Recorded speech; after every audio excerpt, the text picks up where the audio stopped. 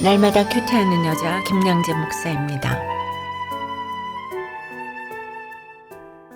오늘 큐티인 말씀은 요한복음 11장 45절에서 57절까지입니다. 하나님 아버지, 오늘 예수께서 하신 일을 보고 많은 사람들이 주님을 믿는가 하면 예수께서 하신 일을 일러 바침으로 예수님을 죽이려고 모의하는 사람들이 있음을 봅니다. 예수께서 하신 일을 잘 알림으로 구원의 통로가 되기 원합니다. 말씀해 주시옵소서. 듣겠습니다.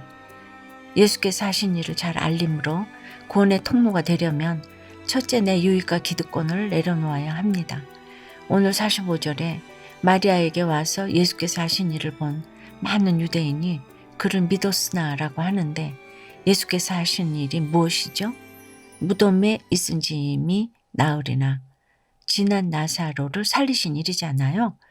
그런데 여러분, 예수님이 오셨을 때 가장 먼저 달려나간 사람도 마르다요. 나사로의 무덤을 덮고 있는 돌을 옮긴 사람도 마리아가 아니고 마르다잖아요. 수고는 마르다가 더 많이 하고 죽었다 살아난 사람도 나사로인데, 사도 요한은 왜 이 일을 굳이 마리아에게 와서 예수께서 하신 일이라고 기록했을까요? 지난 11장 1절에서도 사도 요한은 마리아와 그 자매 마르다라거나 병든 나사로는 그의 오라버니, 즉 마리아의 오라버니라고 표현했죠. 이런 것을 보면 당시 사람들에게 마르다나 나사로보다 마리아의 이름이 더 잘 알려져 있었던 것 같아요. 또 한편으로는 이 마리아를 통해서 앞으로 또 다른 중요한 사건이 있을 것이라는 예견을 할 수 있지요. 우리가 내일 12장을 큐티하면서 보게 되겠지만, 마리아는 지극히 비싼 향유, 곧 순전한 나드 한 건을 가져다가 예수의 발에 붓고 자기 머리털로 주님의 발을 닦는 헌신을 보이죠. 그런데 46절에 보니 유대인들 중에 어떤 자는 바리새인들에게 가서 예수께서 하신 일을 알리니라고 해요. 바리새인들이 어떤 사람들이죠? 지난 8장에서 보았듯이 돌을 들어 예수님을 치려하고, 또 10장에서는 예수를 잡고자 혈안이 되었잖아요. 그러므로 한 유대인이 바리새인들에게 가서 예수께서 하신 일을 알렸다는 것은 곧 예수님을 바리새인들에게 고발을 했다는 것이죠. 그러니 곧장 대제사장들과 바리새인들이 공회를 모읍니다. 그런데 당시 대제사장들과 바리새인들은 서로를 원수처럼 여겼잖아요. 특히나 사제직을 독점하고 있던 사두개파의 대제사장들은 부활도 믿지 않았죠. 부활을 믿던 바리새인들과는 늘 적대적인 관계가 될 수밖에 없었죠. 그런 그들이 예수님을 죽이는 일에는 한마음이 된 것입니다. 그 이유가 뭐죠? 48절에 만일 그를 이대로 두면 모든 사람이 그를 믿을 것이요, 그리고 로마인들이 와서 우리 땅과 민족을 빼앗아 가리라 하잖아요. 예수님을 이대로 두었다가는 모든 사람들이 예수를 믿고 따를까 봐 두렵고, 예수가 장차 큰 분란을 일으켜 로마의 감정을 자극하면 자신들이 누리던 기득권까지 빼앗길까 봐 두려웠던 것입니다. 여러분은 어떠세요? 늘 원수처럼 여기다가도 악한 일에는 뜻을 같이 하는 사람이 누굽니까? 예수를 믿으면 믿을수록 빼앗길까 염려되는 내 유익과 기득권은 무엇이죠? 예수께서 하신 일을 잘 알림으로 구원의 통로가 되려면 둘째, 구원의 때 십자가의 때를 잘 기다려야 합니다. 그런데 49절에 그 중에 한 사람, 그 해의 대제사장인 가야바가 나서서는 너희가 아무것도 알지 못하는도다 하고 큰 소리를 칩니다. 한마디로 이 무식한 것들아 한 것이죠. 그렇다면 그는 얼마나 유식하죠? 50절에 한 사람이 백성을 위하여 죽어서 온 민족이 망하지 않게 되는 것이 너희에게 유익한 줄을 생각하지 아니하는도다 라고 해요. 이게 무슨 말이죠? 예수 한 사람을 죽이면 되는데 뭐 그렇게 복잡하게 생각하느냐 한 것이죠. 딴에는 잘난 척하며 내놓은 묘책이라는 게 결국은 예수님을 죽이는 것입니다. 그런데 51절에 보니 이 말은 대제사장 가야바가 스스로 함이 아니라고 해요. 그 해의 대제사장이므로 예수께서 그 민족을 위하시고 또 그 민족만 위할 뿐 아니라 흩어진 하나님의 자녀를 모아 하나가 되게 하기 위하여 죽으실 것을 미리 말함이로라 하고 하는데, 이건 또 무슨 말씀이죠? 예수를 죽이면 된다 하고 제안한 사람은 가야바이지만 실상은 주님이 우리의 구원을 위해 십자가에 못 박혀 죽으시리라는 것을 가야바의 입을 통해 미리 예언하셨다는 것이지요. 여러분 이해가 되세요? 어쩌다 가야바가 그의 대제사장이 되어서 예수님을 죽이는 묘책을 내었다 해도 이 또한 하나님의 계획이라는 것이죠.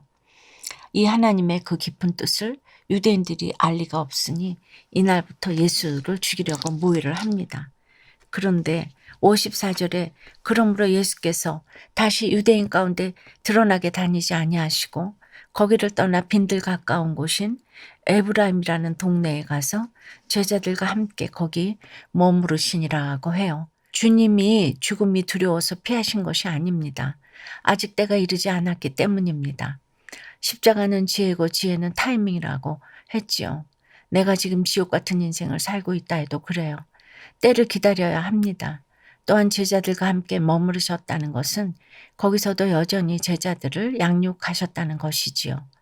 어떤 환경에서도 내 십자가 잘 지고 내 역할 잘 감당하고 있으면 하나님께서 반드시 회복의 때를 주실 것입니다. 취업의 문, 학업의 문, 결혼의 문, 질병의 문을 열어주실 줄 믿습니다. 적용 질문입니다. 지금 여러분은 어떤 고난 가운데 있습니까? 그 고난의 사건 가운데 내가 감당해야 할 역할, 내가 짊어져야 할 십자가는 무엇입니까? 오늘 큐티 묵상 간증은 제목이 병철 씨 간증 써요? 인데요. 간증문 집필을 통해 예수께서 하신 일을 알리는 통로로 쓰임받게 되었다는 한 집사님의 고백입니다. 전 얼마 전 해외로 이민 간 직장 선배로부터 병철 씨 큐티인에 간증 써요? 라는 SNS 메시지를 받았어요. 저는 순간 잠이 확 달아나면서 침대에서 벌떡 일어났죠. 알고 보니 그 선배가 다니고 있는 이민교회 목사님이 우리들 교회 목회자 세미나를 통해 큐티인을 접하신 후 그 교회 성도들이 큐티인으로 날마다 큐티를 하고 있었는데 거기서 제 간증문을 본 것이었어요. 처음에는 해외에서도 많은 성도들이 큐티인으로 큐티하고 있다는 것이 매우 놀라웠죠. 그러나 이내 창피함과 당황스러움이 몰려왔어요. 그동안 회사에서 겪었던 사건을 위주로 간증문을 썼기에 저와 함께 회사에 다니던 사람이 제 간증문을 읽는다는 것이 매우 부끄러웠어요. 그래서 앞으로는 웬만하면 회사의 일은 쓰지 말아야겠다. 아니면 가명을 써야 하나 고민도 하고 아예 간증문을 그만 쓸까 하는 유혹에도 빠졌어요. 그런데 오늘 45절에 마리아에게 와서 예수께서 하신 일을 본 많은 유대인이 그를 믿었다는 말씀을 묵상하는데 창피해서 간증문을 그만 쓰려 했던 제 모습이 자신의 유익을 위해 예수님을 죽이려는 바리새인들 같아 회개가 되었어요. 그리고 제가 쓴 간증문 한 편이 예수께서 하신 일을 알리는 통로로 쓰임받고 있다는 것도 깨닫게 되었지요. 한편의 간증문으로 구원의 일을 위해 작게나마 쓰임받게 해주신 하나님 감사합니다. 저의 적용은 고난 가운데 힘들어하는 회사 사람들을 위해 기도하며 큐티인을 선물하겠습니다. 코로나19 여파로 큐티인 배송이 어려운 이민교회에 큐티 사역을 위해 기도하겠습니다. 입니다. 55절 이후에 보니 6월절이 가까워 예루살렘으로 온 유대인들이 예수를 찾는 모습을 보입니다. 이들이 왜 예수님을 찾고 있죠? 보고 싶어서가 아니죠. 57절에 있는 대제사장들과 바리새인들이 누구든지 예수 있는 곳을 알거든 신고하여 잡게 하라 명령하였음이로라고 해요. 오늘 예수께서 하신 일을 보고도 믿기는커녕 그것을 일러 바침으로 예수님을 죽이려고 모의하는 사람들이 있었지요.